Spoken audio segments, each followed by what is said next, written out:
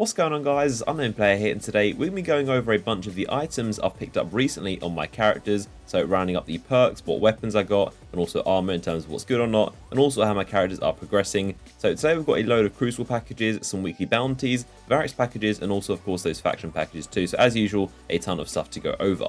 So first, let's begin with those Crucible packages, as always going after that longbow synthesis. So from the first package, I got a zombie apocalypse machine gun. This has gorilla fighter and rangefinder. Now this is the machine gun I've been after for a very long time. I'm definitely very happy to check off the list. I wanted this thing for quite a while, and it's another year 1 weapon that was brought back in the April update. This thing just looks awesome. I've always been a fan of how it looks, and also it does perform pretty decently. However, the perks on my one are pretty bad, so not too sure whether I'll actually use this thing. The first one is Gorilla Fighter, which might just be the worst perk in the game. It's a shame it's a dud perk. I can't really think of any other perk that might be worse than Gorilla Fighter in the game. It's such a useless one. I don't think anyone even knows that you can actually aim behind cover. It's just really not that great. No idea why it's in the game. I kind of wish they'd remove it and swap it for something else, to be honest. Leave a comment down below if you think there's a worse perk in the game than Gorilla Fighter. I think it's probably number 1, but it's definitely at the bottom of the list for me. So quite a shame I got it in this zombie apocalypse. Now I also got fitted stock or injection mold. I think I'll probably go for injection mold because fitted stock just boosts the stability, whereas injection mold boosts the stability a little bit more,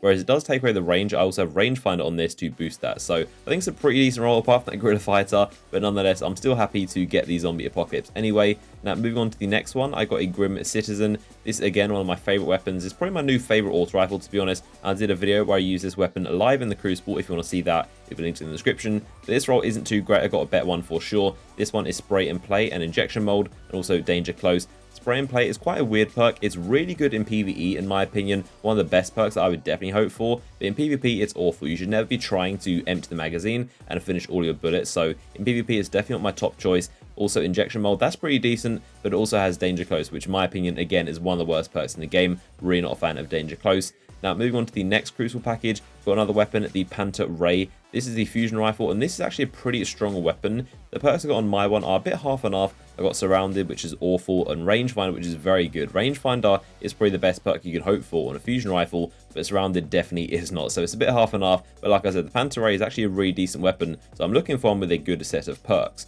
Now moving on, we also have another Crucible package, the Smolder. This thing came with tripod, a javelin, and tracking, so pretty much a god roll in terms of PvE. Very, very good perks right there, but it's a shame it's such a bad weapon. The main problem is that the blast radius and the velocity are really low, so there's not really much you can do about it, and no perks are going to redeem it. It's just an awful weapon. The perks on this version are pretty much god roll. Now the next one, I've got a perfect chest piece for my hunter. I've got intellect discipline, which is definitely my preferred choice. I got sniper ammo, which I've been looking for a very long time. You guys know all my hunter chest pieces always have shotgun ammo, so finally I found one with sniper, which is awesome. And the final perk is solar armor, which is very good for my golden gun, which I normally use right now. And with the shade step getting nerfed, the gunslinger seems to be my main subclass right now. So this is a great chest piece. The only problem is that I'm not really a fan of how it looks, so I got to kind of battle with the fact that it's a really good chest piece in terms of perks, but I'm not really a fan of how it looks. So it's kind of a balance. Do you want something that looks good or has better perks? The old one looks amazing in my opinion, but this new one, even though the perks are basically god roll and perfect for me and my playstyle, it doesn't look that great in my opinion. I really wish I could infuse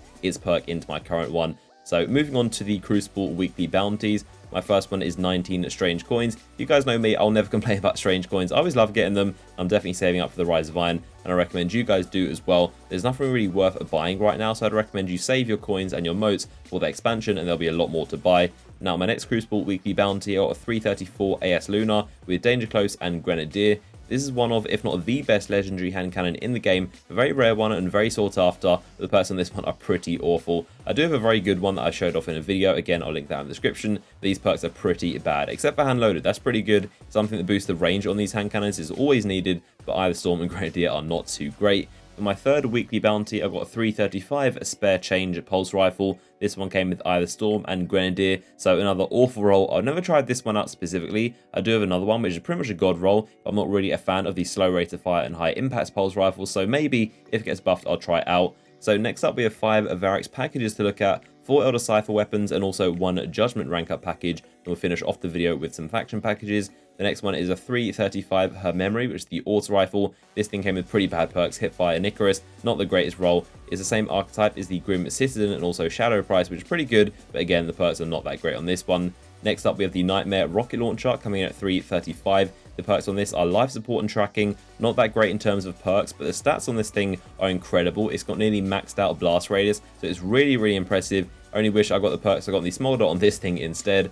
Got a 334 Final Duty Pulse Rifle. This thing came with Head Seeker and Feeding Frenzy, pretty good roll. I may have to try this thing out, but I'm not really a fan of this archetype of Pulse Rifle, the slow rate of fire and high impact. They're not too great right now in Destiny. The fast ones are definitely better, like the Grasp of Malok or the Hawksaw. The slow rate of fire just don't seem to perform because they can't 2-burst kill right now, but maybe that'll improve and I may have to give this thing a go. But these perks are pretty solid in my opinion. Now, my final weapon package, I got a 334 Techian Rage Fusion Rifle. This one came with Underdog and Icarus, so pretty bad perks, but once again, this is an amazing weapon. This is one of the best fusion rifles in the game. It's got a really good archetype, and with the right perks, it can be very, very good, but unfortunately, I did not get lucky in terms of perks. The brace frame is very good, but the others aren't too great. So it seems to be a trend in this video of me getting really good weapons with bad perks, or really bad weapons with really good perks. It seems to be one or the other, but that was the weapon packages. Now if we look at the House of Judgment rank up package, we've got a King's Mark for the Titan. This is my favorite mark in the game. I love the black and gold theme with the silver chains. Really awesome looking mark. And also got the House of Wolves ship, which is the black one that came in the April update.